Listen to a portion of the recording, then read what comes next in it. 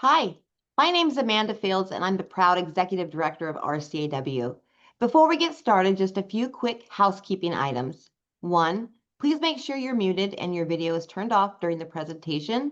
And two, if you have a question, you can either raise your hand or type it in the chat box, and we'll make sure it gets addressed as soon as possible. And now I'm excited to welcome you to today's RCAW Lunch and Learn with Roseanne Collins, Claims Administration Data and Outreach Supervisor at Labor and Industries. With over 15 years at L&I, Roseanne is a trusted resource for educating employers on workers' compensation, return to work programs, and effective claims management. Roseanne, please take it away. Thank you.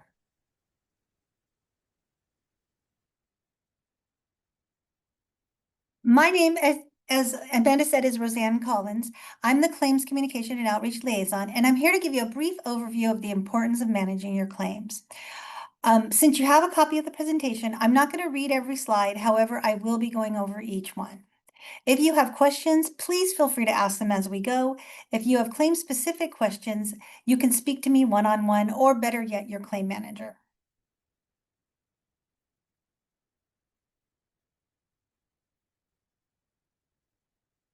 Our objectives are to go over the basics of L&I and workers' compensation, as well as finding out about your resources.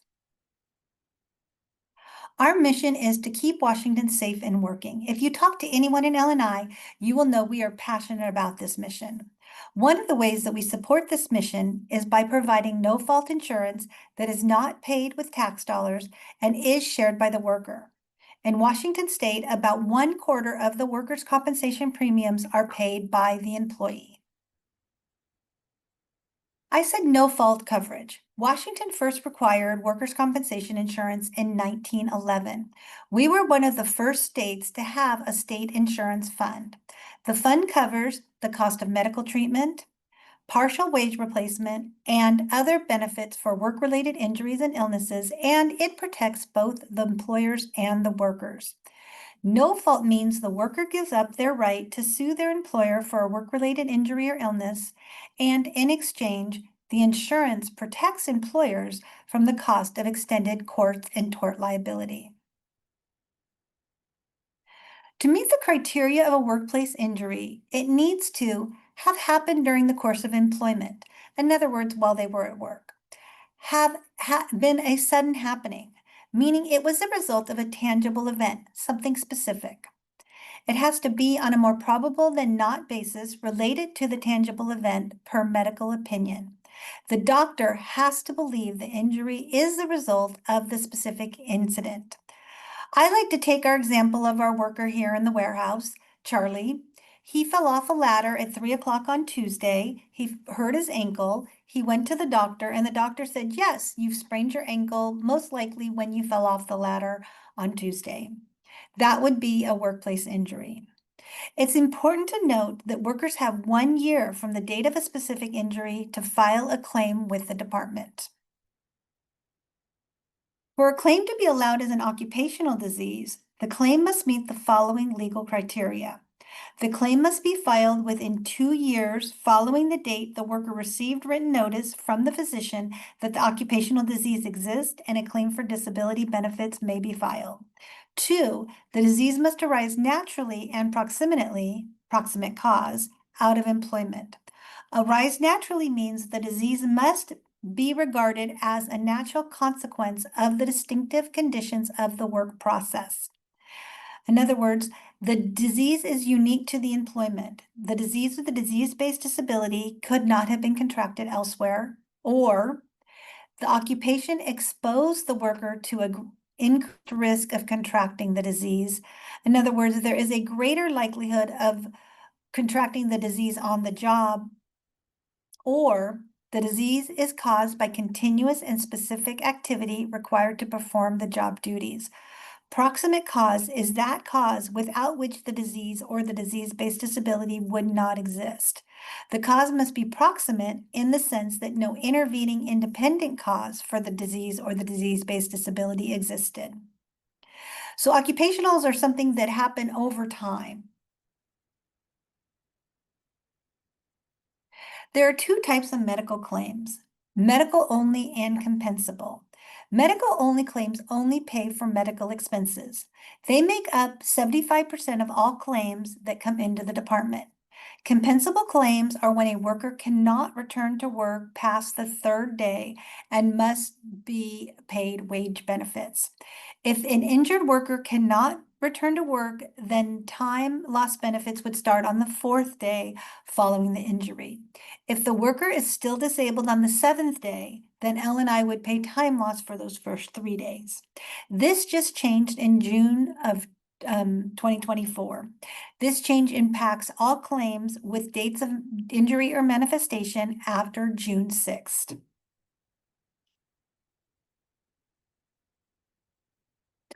An injury claim will affect your experience rating and premium dates for a period of 3 years. 2025 rates are affected by any claim with a date of injury between July 1st, 2020 and June 30th, 2023. June 1st is a very important date because it is experience factor valuation date. This is when L&I takes a snapshot of your company's losses, and that's the amount we use for the rating calculation for the following year. I want you to keep in mind, if there is a case reserve amount on an open claim, we will use that amount for our calculations. Therefore, an employer's goal should be to get claims closed by June 1st, if possible. We will use the actual losses instead of the case reserve amounts when calculating rates in that case. The reality of workers' compensation.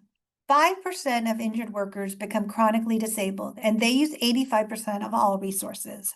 The majority of chronically disabled workers are non-catastrophic, medically uncomplicated musculoskeletal conditions such as low back sprain or carpal tunnel, things that are completely preventable.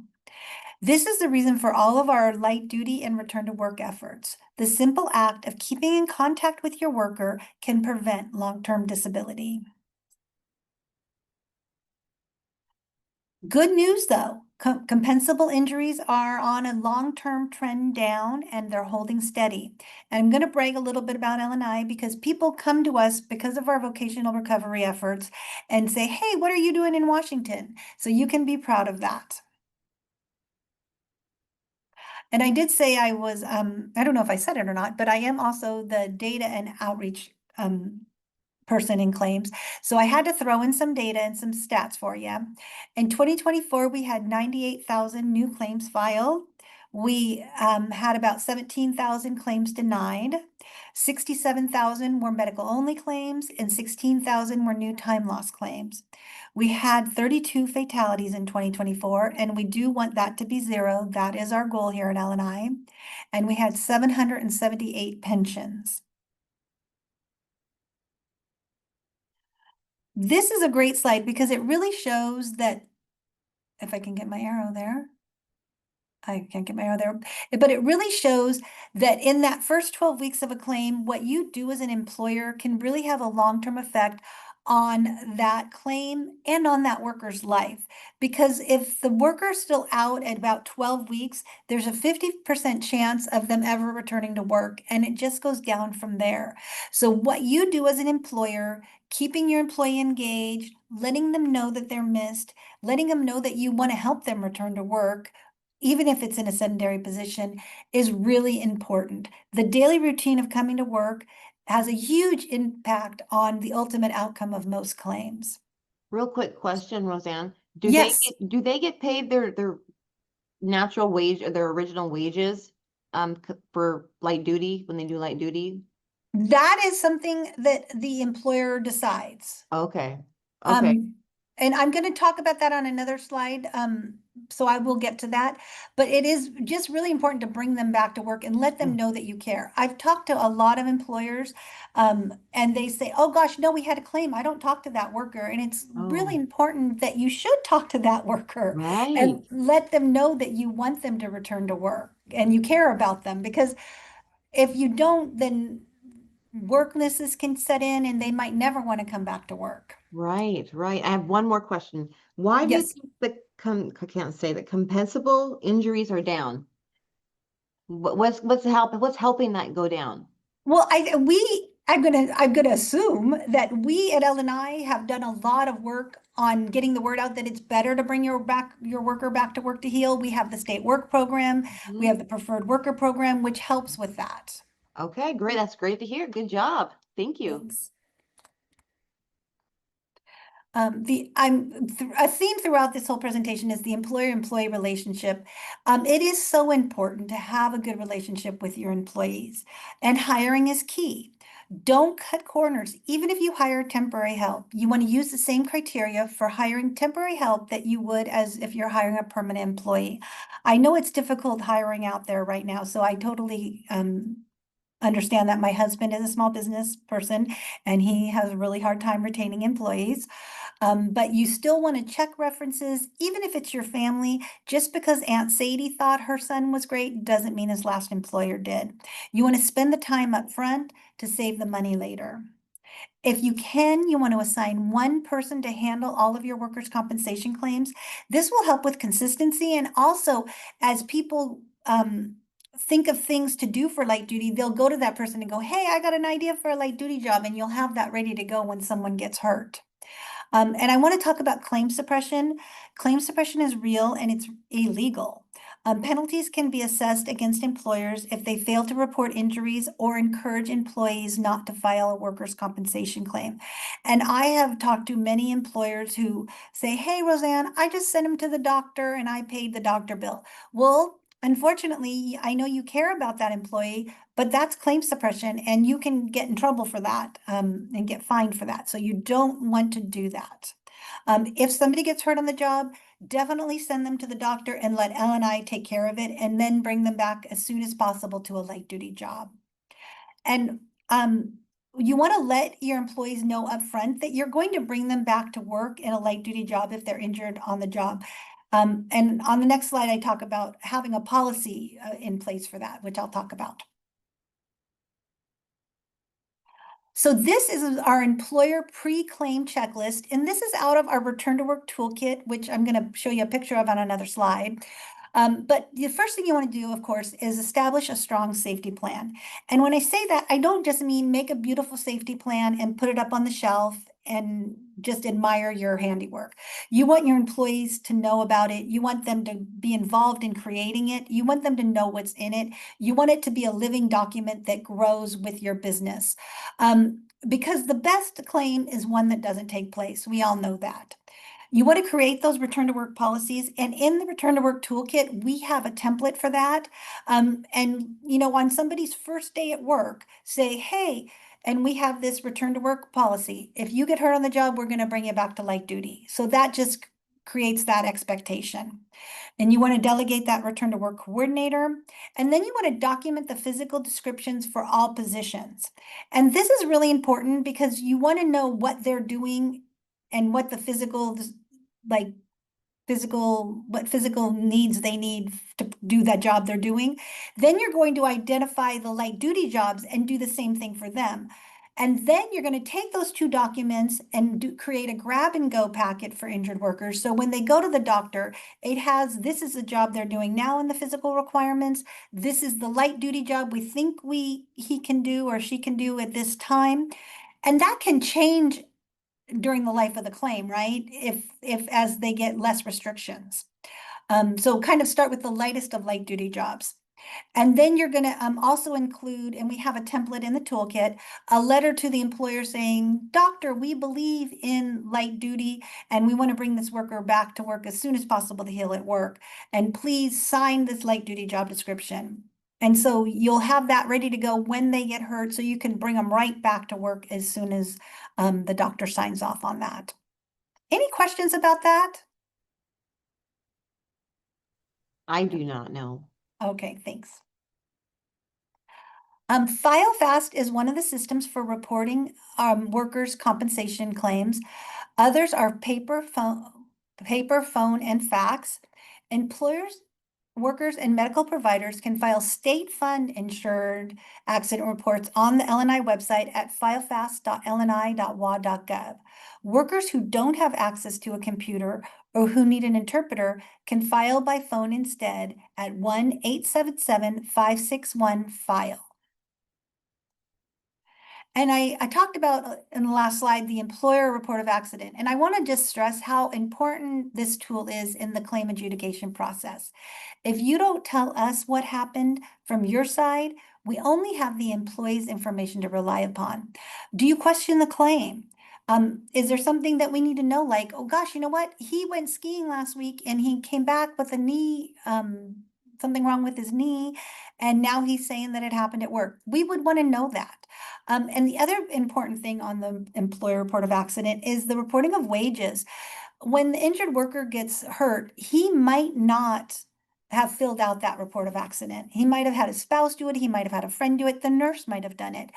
And they might just go, yeah, he works 5 days a week, 8 hours a day, but he doesn't. Maybe he works 6 hours a day, 3 days a week, might not have the correct information. And that's what we're going to base what we pay them on for their time loss. So it's really important that we get the correct information from you.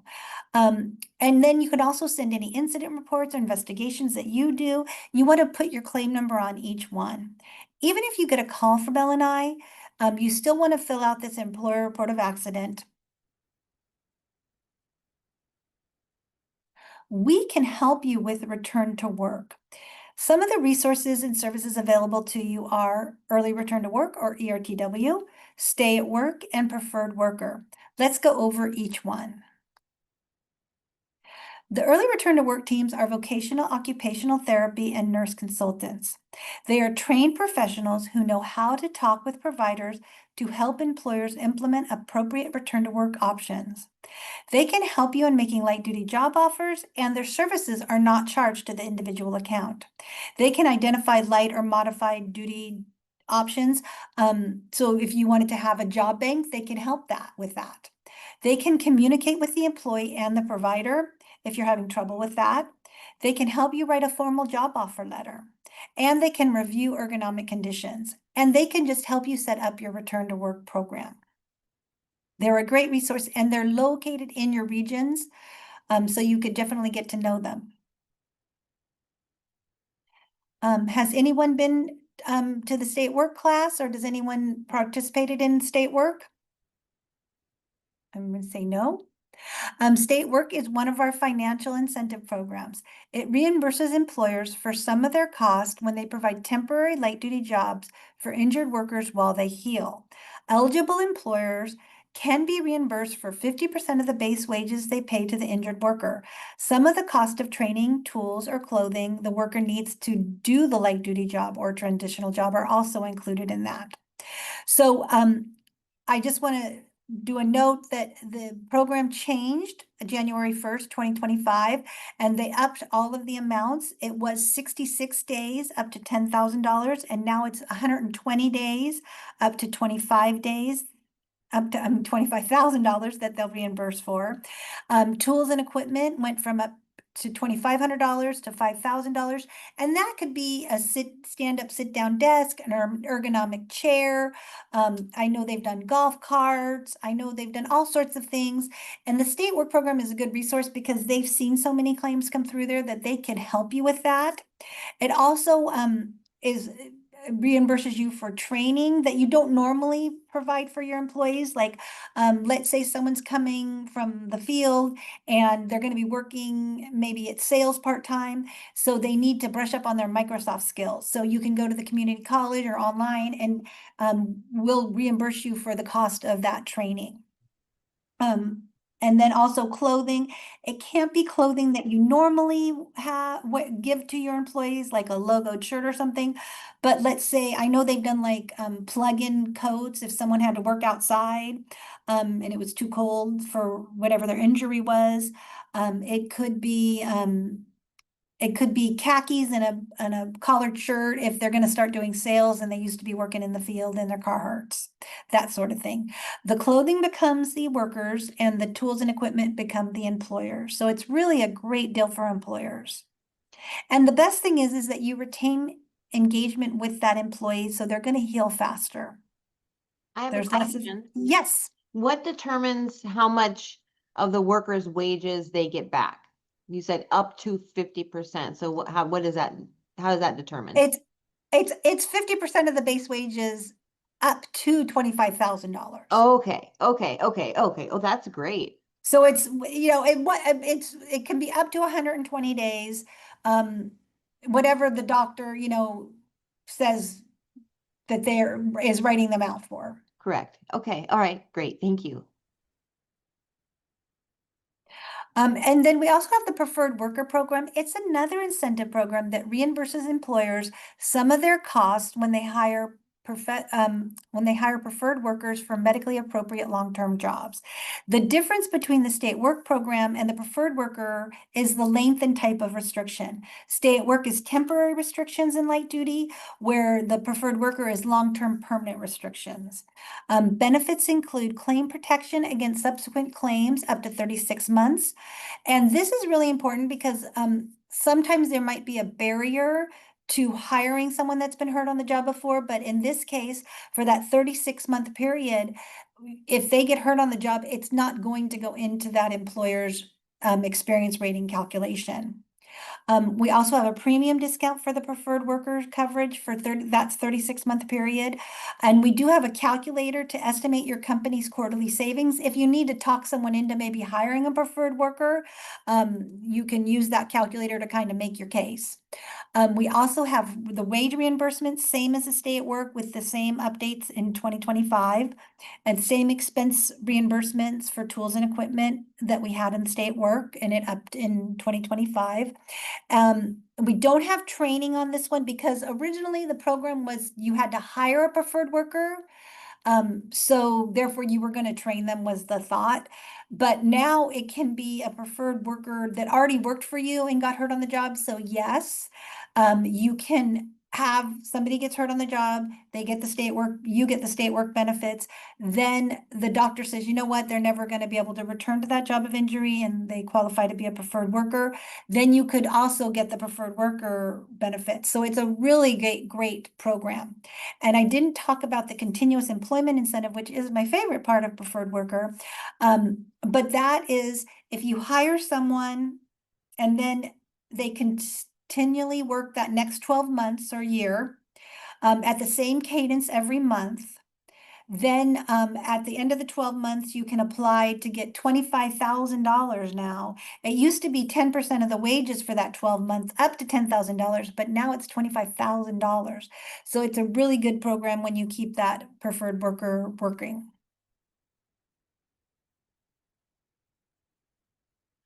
So when light duty is not an option, most of you probably know about time loss or wage replacement. It is unfortunately the most expensive option and it affects the employer ratings 37 times greater than medical only claims. The department pays 60 to 75% of the wages depending on the dependents and the marital status. And this definitely does affect your experience rating and what you pay for that 3-month rating period.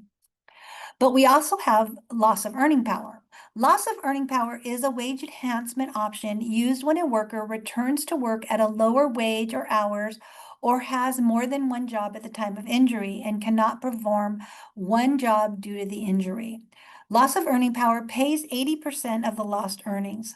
Loss of earning power is an accident fund payment, so it will affect your rates, but it's going to be less than time loss because we're paying the worker less. And the best thing about loss of earning power is that it does also keep that worker connected to the work. I've seen people use this when they are using the state work program because if you have a roofer that's making, I don't know, $50 an hour, and I'm guessing at that amount, and they get hurt on the job, and then you are having them work in the office, making sales calls or something, and they can't really make that $50 an hour in the sales office when maybe their supervisor is not making $50 an hour, right? It just creates problems. So loss of earning power would be a great option for that. And then we have kept on salary. Kept on salary, or KOS, because we love acronyms, means that the worker must receive 100% of the wages he or she was receiving from all employments on the date of injury. So this is when you keep them on salary, but they don't work. This includes outside employment as documented by the worker. Payment of anything else does not qualify as KOS, and the insurer must pay time loss benefits. Kept on salary wages must include any compensation the worker would have received if he or she had continued to work, including but not limited to boarding, housing, and fuel, contributions to healthcare benefits, compensation for multiple rates of pay, such as shift differential, compensation for any established patterns of overtime. So if they normally work 60 hours and you're going to keep them on salary, then you have to pay them 60 hours. You can't go, oh, I'm just going to pay you 40 hours. That is not kept on salary. I think of it as you have to make them whole, just as if they didn't get hurt.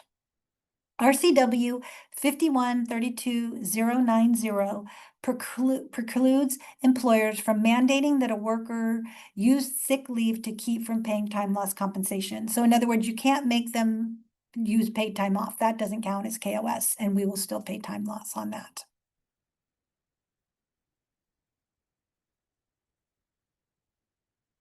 So we've talked about the importance of offering light duty or transitional work when a worker is injured on the job, and there are work restrictions given by the attending provider. And there's a new policy that officially took place on July 1st.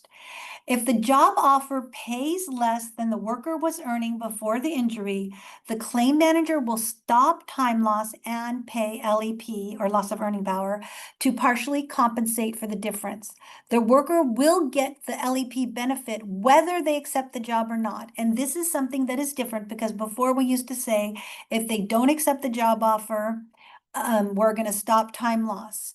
And we still will stop time loss, but then they would be eligible for loss of earning power for the difference between, in that example I gave on the last slide, if they made $50 out in the field, but they're making $25 in the office, then that $25, they're going to be eligible for loss of earning power payments.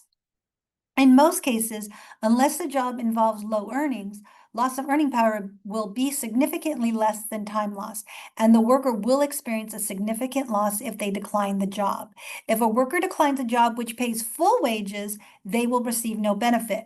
So if you offer them they're making $50 an hour, you offer them a light duty job that makes $50 an hour, then they will receive neither time loss nor loss of earning power. And so it's really important that you know that, because that has kind of changed recently.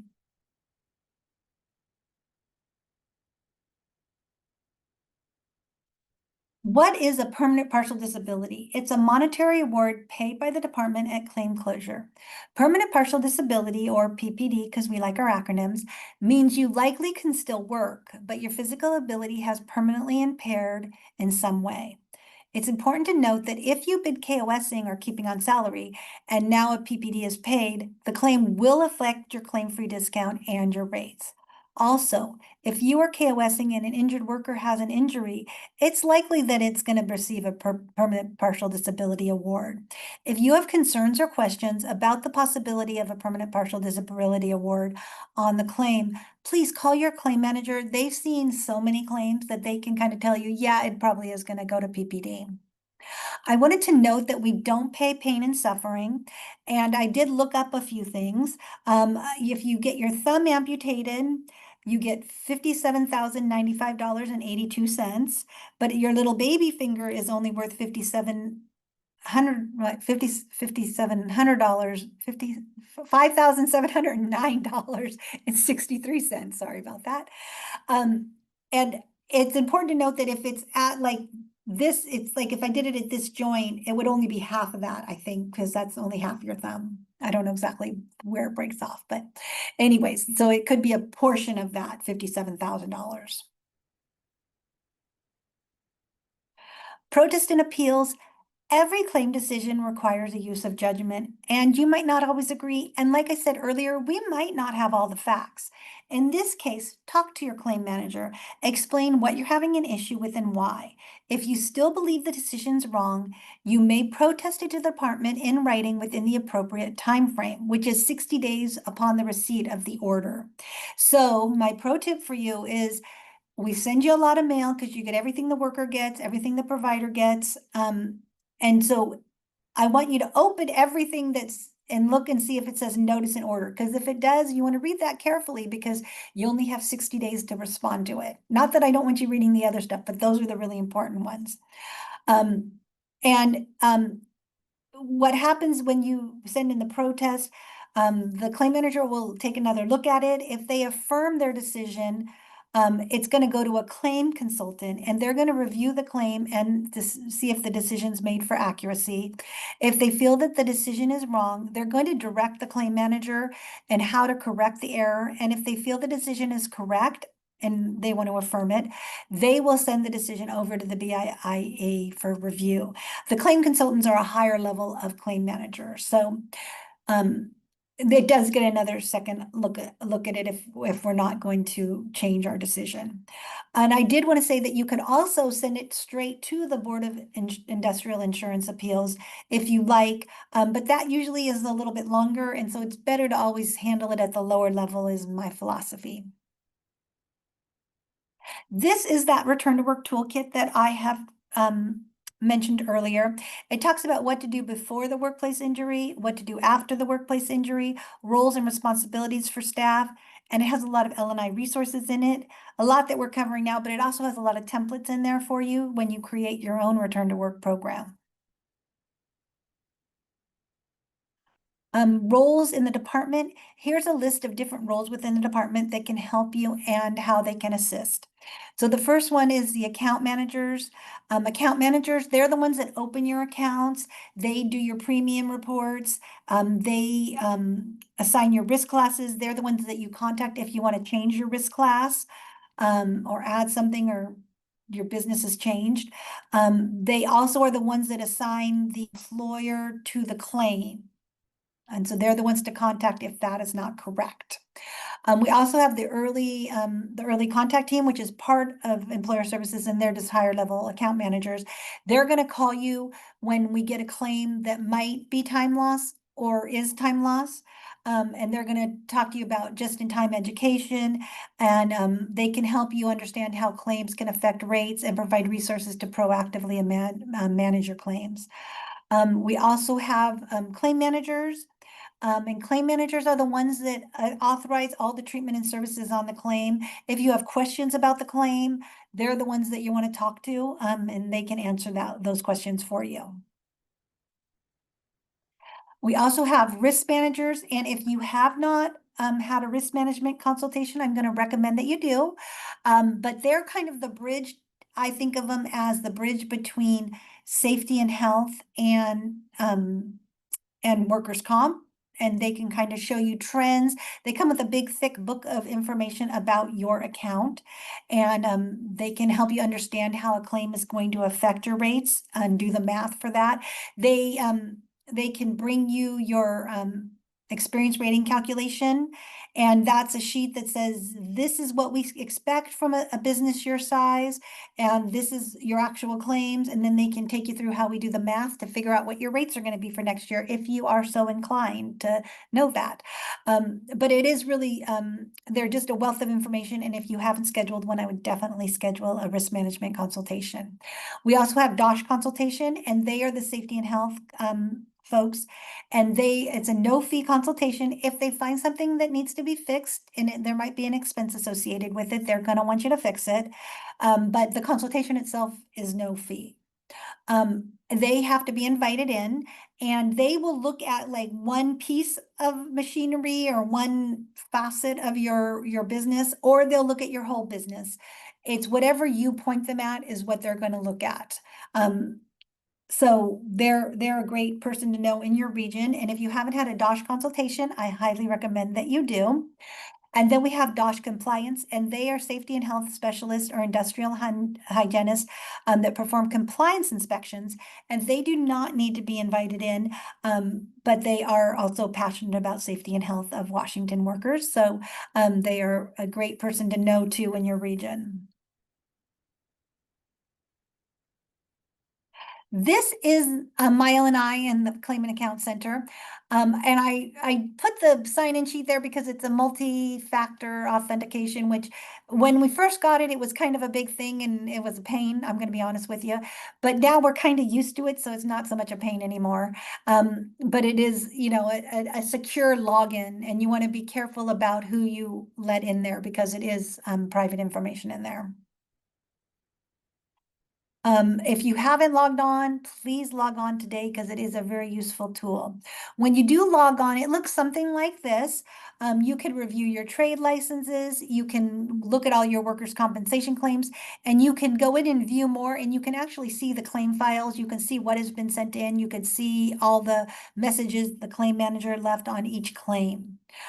So it's really good to know. You can look at your workers' compensation insurance and see if you filed a report, you can amend a report, you can print a report. So that is really good for you to know too. And then it also has some safety and health information. On this left navigation here, you can request a light duty job reimbursement.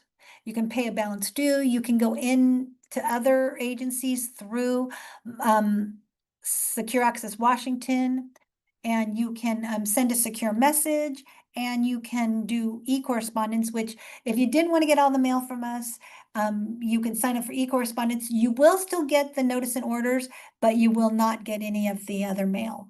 It'll go there.